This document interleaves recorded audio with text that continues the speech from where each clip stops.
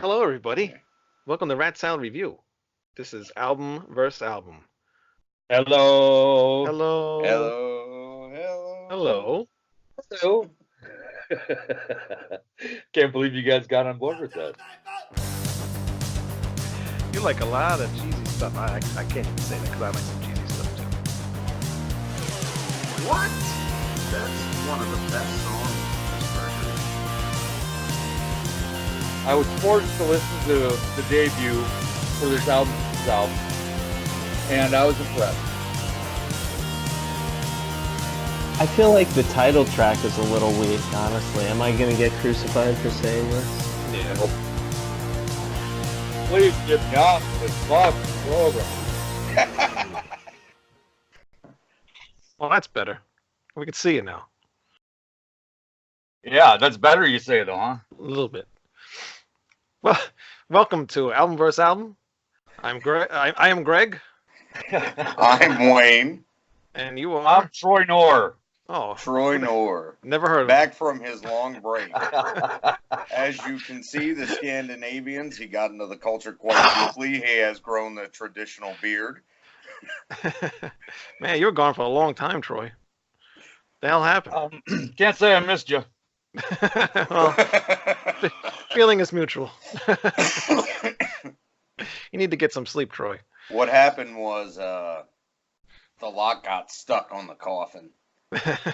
So they just had to slide him in and out as meals for about 6 months. It was very unfortunate, but welcome back. No cares today. If they only would have gave you a razor. Hey, there's a band we should talk about sometime. Let's do it. Never listened to them. Know who they are. That's about it. Yep. Oh, Special. somebody just turned their computer on. Nice. All right. Wasn't me. No? That's weird. Nope. Wasn't me either. Mine's already on. Yep. All right, anyway. Today's show is Savatage, Edge of Thorns versus Helloween, Master of the Rings. Two of my all-time favorite bands. What about you guys? Am I speaking Saxon now or Troy? Because I bet you Troy loves them, right? I'm sure Troy does love both of them, yeah. Okay. Let's do this as Uncle Saxon. All right. Uncle Saxon, Can I still be what frank? band? That's Yeah, it. sure. Uncle Saxon what? Uncle Saxon enjoys both bands, but isn't the super fan like you guys, or like you, Wayne Nooner. Yeah, I'm a super fan. What about you, Greg? I like the early stuff from both of them, and that's about it. Yeah. Helloween's put out some cool stuff over the years, but Savatage, I mean, none of it's bad. I'm just not into it. Well, except for that one fight for the rock record. I don't care what you say. That was pretty craptastic. It was. It had its moments, but there was a lot of covers on that album. It was a weird period in time for them, I guess. Like, I guess maybe a transition period because their first couple albums were more thrashier, and then it kind of got into like radio kind of friendly rock, almost AOR-ish in a way. Yeah. For that album. And then they changed again after that because then they got Paul O'Neill in the band, and they became this like rock opera thing, and which is kind of. Go ahead. Hall of the Mountain King, I like a lot. That's actually a really good album, but I don't get the big deal about Sleep. I mean, it's okay, but I love that song. I do too. You don't like that song? Oh, I do. Oh, okay. And we still get this cutting out thing, even though we wear headphones and it's supposed to stop that cutting out of everybody's voices. We still get it doing it. I don't understand. Skype. I hate Skype. All right. Anyway. it's probably because I'm using it on an iPhone. They want to encourage me to get a fucking Android or something. No, it shouldn't matter. You got headphones on. It's coming. The sound ain't coming through the phone, right? No. Yeah, I so. blame the fact that Ted Nugent's still alive. What's the matter with Ted? Fuck him. Yeah, he was just in the news for some reason. I don't remember why. Probably something about guns. Probably. if I just had to take a stab at it. He was probably calling the fucking Native Americans some other vulgar word instead of vermin this time. Well, we should look that up for the next show. Okay. For the meantime, we're going to do Savatage, Edge of Thorns first. All right. This album, well, that song, Edge of Thorns, was constantly on Headbangers Ball. I remember that all the time, every time, when Ricky Rackman was doing that show.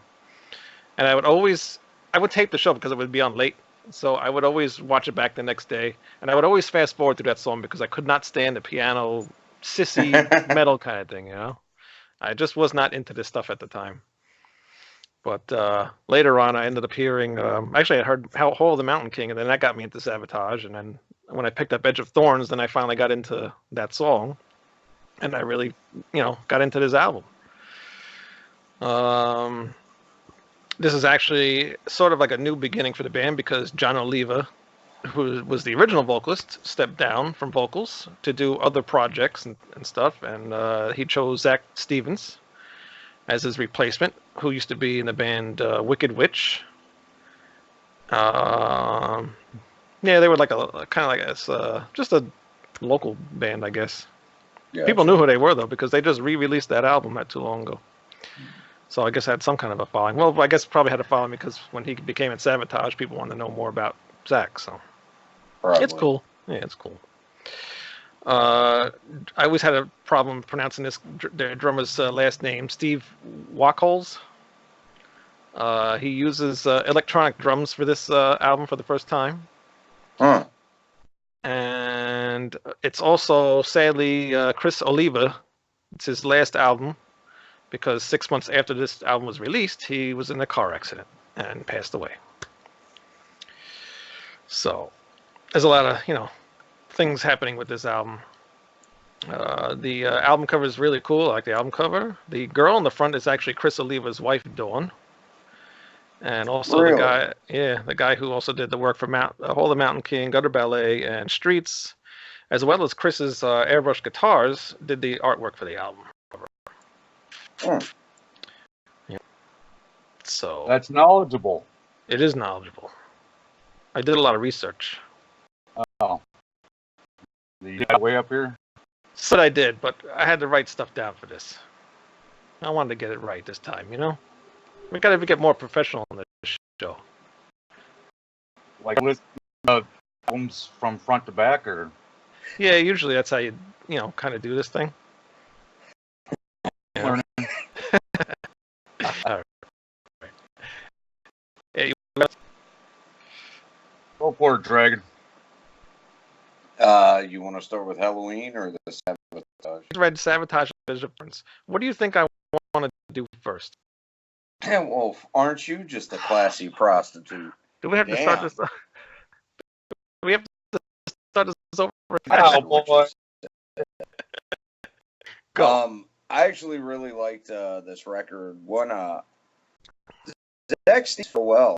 I think album. Yeah. He's just a little. Well, it's not really his fault. I just miss John's wild screams a little bit. A lot of fun. But about the only complaint I have about this one is some of it's a little too low down and ballady. Mm-hmm. You could cut a couple songs, I think it'd be great. But Criss Oliva does some really good guitar work on this. Out is actually probably one of my favorite Savatage songs. Scraggy's Tomb is great. Really? Interesting. Yeah, I like that song. He's a Sanity little track. Interesting. Yeah. So overall, I'd probably. Wow. Wait, why are you laughing? What's so funny? It's funny. Yeah. Looking at Greg and thinking, man, he'd look good in dreads. Should give it a try. I've thought about that, but I've never gotten around to the commitment. Sounds like a lot of work, man. It is a lot. Yeah. Yeah. Well, you already don't wash your hair, so. I do every day. I never watch mine either. Yeah, well. No, but you do have stock in Johnson's wax. I do. See how that got me? I gotta dim the lights in here. I should get a dimmer on my light switch. What about you, John? What do you think of Savatage album, Edge of Thorns? Well, let me tell you this first. I don't remember what year it was. It was in the late 90s. What year did this come out? Like 96 or something? 93. There was the one thing I forgot to write down. Yeah, it says 93. Yeah. Definitely a lot of years after that. But I went to see Savatage and Fate's Warning. And I went to the show thinking, man, Fate's Warning is going to be cool because I remember the early Fates albums. And Joey Vera was on tour with them. Probably still is. I don't even know if that band's around anymore. But and I thought Savatage, I saw them in 85 at First Ave. It was the first concert I ever saw at First Ave.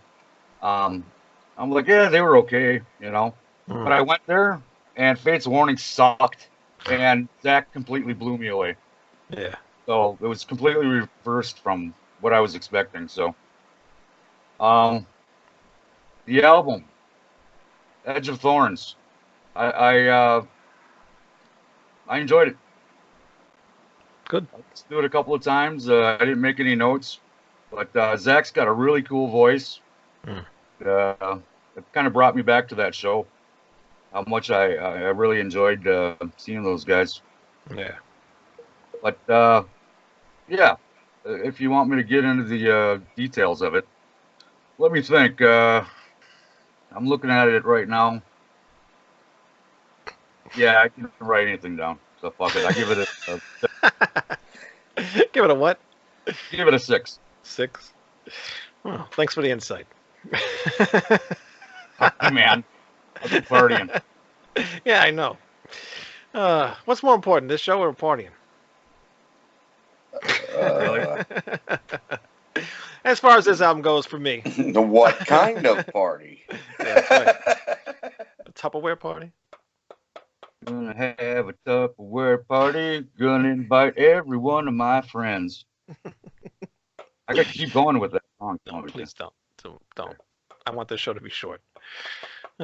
Anyway. I really love this album. I listened to it a few days ago, and I was dreading, of course, the songs that Greg likes. I was dreading hearing those songs because I remembered I never liked those songs. Like Lights Out and Scraggy's Tomb. I hate Scraggy's Tomb. Well, they're kind of more like in that old Sabotage, Right. Dungeons Are Calling vein, Yeah. But I did end up liking Lights Out. Scraggy's Tomb was just the one I just still hate. I just wish they would just take that off the album. I knew you were going to say that, too. Yeah. I was like, I bet Wayne hates this song. Yeah, I hate it a lot. It's just that name, Scraggy's Tomb. And then he says it a lot, and it's just Scraggy's Tomb. Oh, dude, well, he was the coolest pharaoh with a name like Scraggy. I didn't even know what the hell Scraggy's Tomb was. I tried looking it up, but I found nothing. I don't know. One of the drummer's cat or something. It's possible. You never know. But yeah, I listened to those. In an Adidas shoebox underneath the tree in the backyard. So anyway, I ended up liking those songs I didn't like. I still love Edge of Thorns. But after the songs, to me, the album really picks up and make it a little balladly-ish. Mm-hmm. But it's still heavy. It still has the the heaviness of in the songs, even though the pianos and all that stuff's kind of a little light for metal people, but it just works. It's it sounds like Broadway playish kind of thing stuff, but it works for me. I mean, I love this stuff. Everything is just so catchy. The lyrics, and like you guys say, Zak's voice is just awesome. I think, I do miss Jon Oliva's raspy voice and the screams that he did, but Zak fits right in. He's got a deeper, heavier voice, and he just makes the song sound a lot heavier to me. What else did I write here? On the song Conversation, the song Conversation piece, he really makes me want to have a cup of tea, and I don't even drink tea. Do you remember the lyric? Yes. Yeah. I don't really think I like that song. No, I like that song, except for that lyric. But it fits, you know. But his voice just demands you to have that cup of tea, you know. The song that All That I Bleed, where the first half is just Zach and the piano, and the other half explodes into this huge rock ballad, and these are just it's just cool, you know. They're 80s rock ballads, but they're not cheesy 80s rock ballads, Right. you know. And the ending song, Sleep, I love that song. It's just Zach and his acoustic guitar. Yeah, I thought that was really cool too, Yeah. actually. It's a great way to end the album, you know. And there's just a lot of twists and turns to this thing. It's just not, you know, from the first song to the last, it's not the same song. You get all these different twists and turns throughout, and it just makes for a great album. Yeah. And The only thing that really hurts it is, like I said, it's a little too mellow, but I think the production's kind of murky too. That's what I was saying about, you can tell it's from the early 90s. Yeah, they're going for that, you know, like I said with the drummer, he's doing electronic drums, and that was the sound at the time, you know. Kind of annoying, but they don't sound as bad as I've heard some electronic drums sound. So, that album I actually give an 8. I love it, you know. I'll say this about it. That, I haven't listened to any of these Savatage albums in 20 years. Yeah. Except for Hall of the Mountain King. And it makes me want to go back. I mean, I got every Savatage album that they put out, so makes me want to go back and actually reopen Savatage into my ears. Yeah. That's what I did that the other day. I put some random stuff on shuffle. I'm just like, I got to listen to this stuff. I haven't listened to it in a couple of years, you know. I would listen to it every day when I got into them. It was just nonstop. But it's good stuff. So definitely check out Edge of Thorns by Savatage. This wasn't their last album, was it?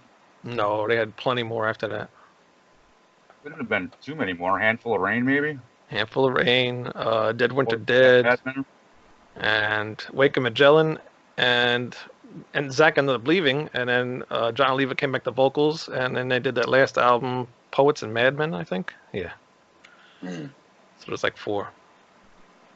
And then Johnny O had to be 4.5 bills easy. Oh yeah. He was a big boy.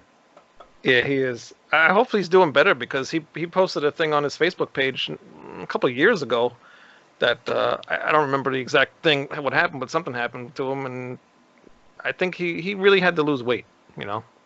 Obviously, look at the size of him. He couldn't even stand up anymore. He was playing sitting down piano at the shows.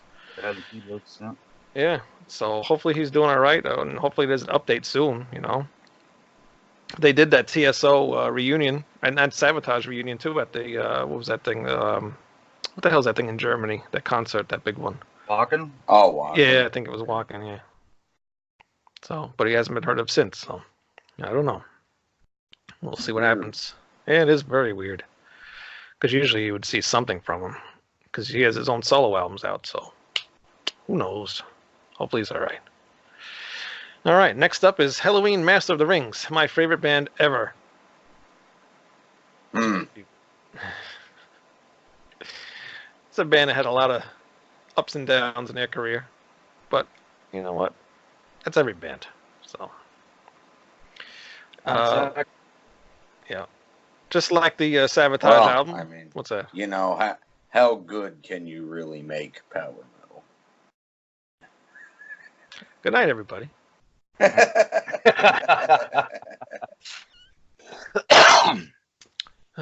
Power metal has really died over the years. People, the bands still do it, but they've changed. They evolved into a completely different sound now. It's not so keyboardy anymore. Nah, but they still have the fluffy guitars, and that's always been my main problem with it. I don't know why. I love guitars, so it doesn't bother me. They don't need to be fluffy. The flashier, the fluffier, the better. They need to like threaten you, like they're gonna rape the fields and pillage the women. But see, that's what I like about Helloween, because they don't overdo it, you know. And then they also do thrashy songs and stuff like that. Even if you get to the newer albums and stuff, it's like progressive thrash metal. It's totally different than what they used to be. Anywho, this is their first. I like some of their goofy songs. Yeah, of course. I mean, like "Living Ain't No Crime," you know. Yeah.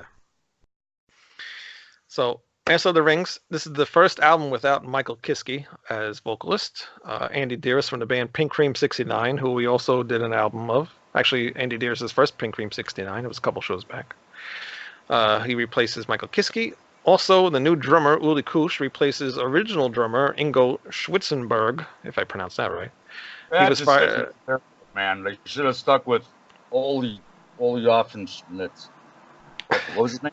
Ingo? Yeah, him. The original drummer? Well, yeah. What happened with that was they had an incident in Japan. It was like a drug... Some guy killed his father, and he found him. No, that's not what happened. What happened? It sounds like a plot of a movie.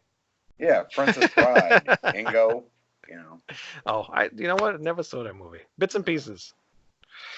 You think I would have? Andre the Giant's in there, right? Yeah, I'm surprised you haven't. That's the only reason I saw it. Yeah. I've never seen it. Oh, so the word princess in it, I ain't gonna watch. Exactly right.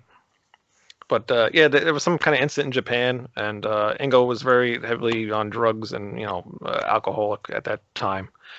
So they kicked him out of the band and hired Uli, which I love Uli. He was one of my favorite drummers. Ingo was my the favorite in Helloween, but Uli was completely different. And actually, after this album came out, Ingo, the original drummer, committed suicide. He jumped out of a hotel window. Shit. Damn. So that sucked. But anyway, like Savatage. Yeah. Yeah, that was a shame. I thought maybe he would come back. When I saw that, when I first bought this album, I'm like, oh my god, where's the original singer? Where's the drummer? Everybody's gone. And then to find out for the next album, they wrote like a little thing like rest in peace or whatever. And then I found out what happened to him. I'm like, oh my god, it's terrible.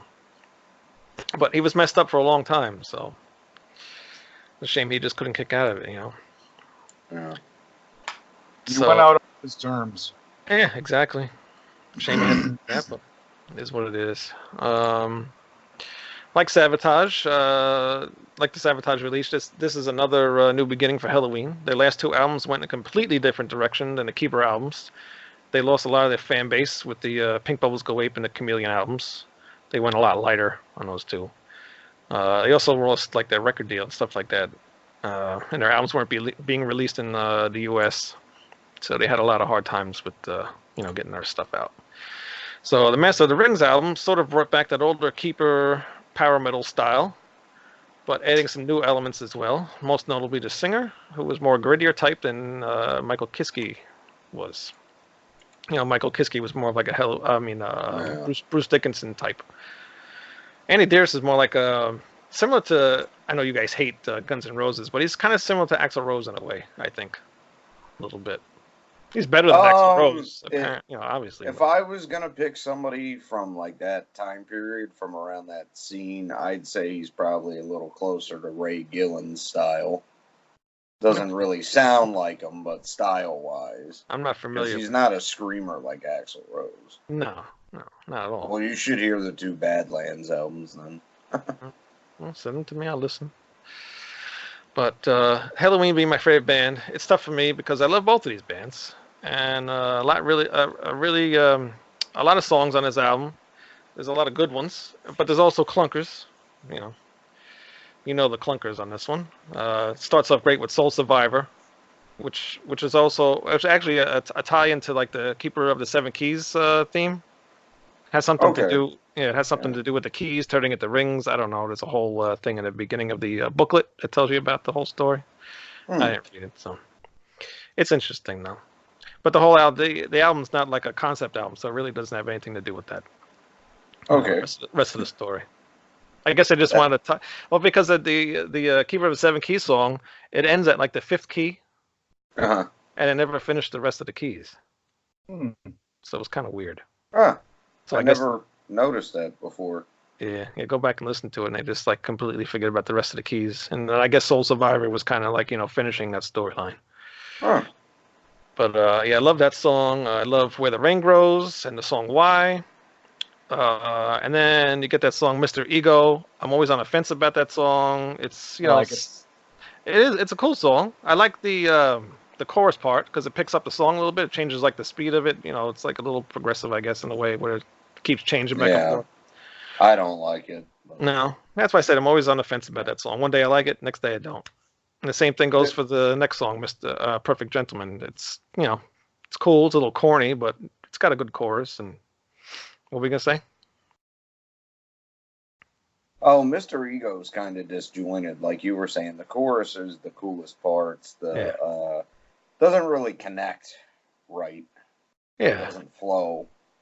Yeah, that's what makes me always on the fence about it, because I like certain parts, but then when it gets back to the other part, I'm like, I just don't it don't work, But the Perfect Gentleman song, they always play that live. I guess that's like a big hit for them over in the U.S. I don't know. Let's see what else did I write here. The Game Is On. I think that's that song you mentioned earlier before we recorded. Yeah. With all the video game stuff in the background. Yeah, it's a song. little too prominent during certain parts. Yeah, a little too much. I mean, it's cool, but because the concept of it, but it's just a bad song. Should have been a B-side, Yeah, it's not very well written. I don't feel like it seems almost like an afterthought. Yeah, definitely. It's like I said, it's a B-side, It picks back up with that song "Secret Alibi." I like that line, "Ding by ding, can you dig my dong?" It might come short, but it might come long. "Take Me Home" is okay. Oh no, I wrote "Take Me Home" more like "Take Me to the Bathroom." It's okay. Really? I really like that one. It's a good song. Heavy and fast. It's cool. Just ripped on Helloween, man. I did. Let's isolate that. All right, go ahead. Isolate it all you want. Okay. Well, we just ripped on The Game Is On a couple seconds ago. Yeah, it's okay. It's my favorite band. I'm allowed to do what I want. In the middle of the Heartbeat, that's a cool ballad. That's I guess an Andi Deris song. I like when he does his ballad stuff. Yeah, little Pink Cream 69-ish. Yeah. But that's one of my favorite songs on the album, actually. I thought that was a really cool one. Yeah, it's good. And then the final song, "Still We Go," it's good. It actually, in a way, kind of leads into how the next album kind of sounds, because this album's kind of more like a rock album, and the next album's kind of a little bit more progressive in a way. And this song kind of fits into that, like the next period in time that they go to, which is cool. So all in all, I love this album, even though there's a couple shitty songs on here, but it's Helloween. I'm still gonna like it, and I actually give this one a little bit less of a rating than I did Savatage.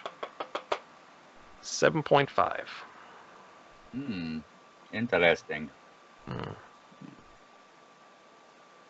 What about you, Uncle Saxon? Uncle Saxon. Well, I'll say this: that intro is titled correctly. Irritation. Yeah, I wasn't gonna give this. I wasn't gonna give this album a chance after that, but I'm glad I did, because Soul Survivor, that picked it up for me, and it made me want to listen to the rest of the album. And I just realized I got the Mr. Ego EP or single or whatever it is, and it's got a couple extra songs besides on there. Yeah. You got that? Yeah, of course I do. Okay. I have like 4 of them. Oh, all right. It sounded like I expected it to. It wasn't as good as the Keeper stuff. It wasn't as good as anything Kiski did, as far as I'm concerned. I like the Walls of Jericho and all that early stuff. That's when they were actually Metal Invaders. Come on, that was a straight out metal song. I love that Judas EP in that first album. Oh, of course. Yeah, that's good stuff. But I really like Andi Deris's voice. That kind of made me want to continue listening, so I did. And Perfect Gentleman. That was a cool song. I still like Mr. Ego because I actually do that one.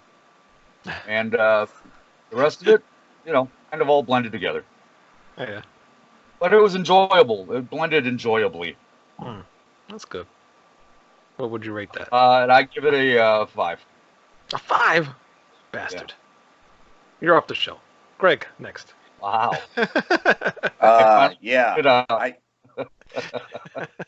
I hate that intro too. Jesus, See, that's I annoying. like it because it's going back to the old albums, like the Walls of Jericho and the Keeper 1 and 2 albums. That's what they did, the intros. Yeah, okay. They did do intros, granted, but a shitty intro just to put it on the album to have an intro to link it to your past does not mean it's a good intro. It just means it's there. The one actually on the next album is awesome. You should just check that one out. It's really okay. Cool. All right. Well, you might like that one. I'm curious to see if you like that one more. I don't care about the intros, but that intro is awesome. Try it. Okay. I'll send it to you. I'll check it out. But Soul Survivor is a great song. Like Sax was saying, a lot of it kind of blends together. Where the Rain Grows, I like really only because of Andi Deris' voice. The song itself is kind of bland, but Andi kind of makes that. But Why, Mr. Ego, Don't Care For, Perfect Gentleman's okay, but... And then The Game Is On, I don't like, but the last 4 songs are really strong, I think. Secret Alibi through Still We Go. Yeah, so that and Soul Survivor, I'd say, would be the biggest standouts on the album, and then Where the Rain Grows for Andy's vocals. But the rest of it kind of blends in with each other. They're just not real strong songs in certain areas. Yeah. But when they're on, like on In the Middle of the Heartbeat or Take Me Home, they're really on. Yeah. So, it's a good comeback album for them, right? I would say so, because it takes it back. I mean, there's a little bit of Walls of Jericho in there, but it's more Keepers 1 to me is what it sounds like. But it sounds like Helloween should. Right, yeah. But I'd have to give it a 5 though, because I really like half of it, but the other half of it is just bad, man. You're both fired, you motherfuckers. Jesus Christ! Wow. See, yeah, you got punished now. Cough all you want. Cough all night. Hey, you can work your voodoo however you want, but Fastway's still better. Oh Christ, no, please! Oh my God. Never again. I think I gave Fastway a 5 too. So yeah, yeah. What did I give it, a 5 or a 4? I don't remember. Anyway, that song "Perfect Gentleman," they did a second part to that on a later album, and on that song he's in a sane asylum. I'd have to listen to it a couple more times. I'm not really too sure how I feel about that exactly, because I kind of like it, but I kind of don't. Yeah, it's it is what it is. It's a cool song. I like both. Whatever. Who cares? I'm not intelligent enough to know this, but this isn't a concept album in any way, is it? No, if you listen to what I first said when I started talking about the album, I said it's not a concept album. Yeah, Keeper number 6 and 7, whatever. Yeah, I got that, but it's not really a concept album. No. Okay. Let me rewind the show. Hello, me. I can't rewind the show. You're lucky. All right. So Savatage wins this round. Yep. But I'll be back with another Helloween album. Sure. Hey, that's fine. This, I just feel like, isn't one of their stronger albums. It's not bad, but it's a return to form for them. But it's definitely not the strongest one that they had since they came back. Yeah. It's just, it's them getting, I guess, used to, the new members in the band. So, yeah. And actually, when they wrote that album, the songs were almost done when the drummer joined, so he didn't really have any input. So with the later albums, he ended up having more input in it. So it was just, kind of thrown together really quick. When I read about this album, it was really quickly done. It was like the fastest album he ever did. So at least they came back, and they haven't been they've been back since. They never left, and now they're back with with Michael Kiske and Kai Hansen, and they're gonna put out a new album next year. So we'll see what happens. Is Kai Hansen on this album? No, Kai Hansen wasn't with the band for 2 albums.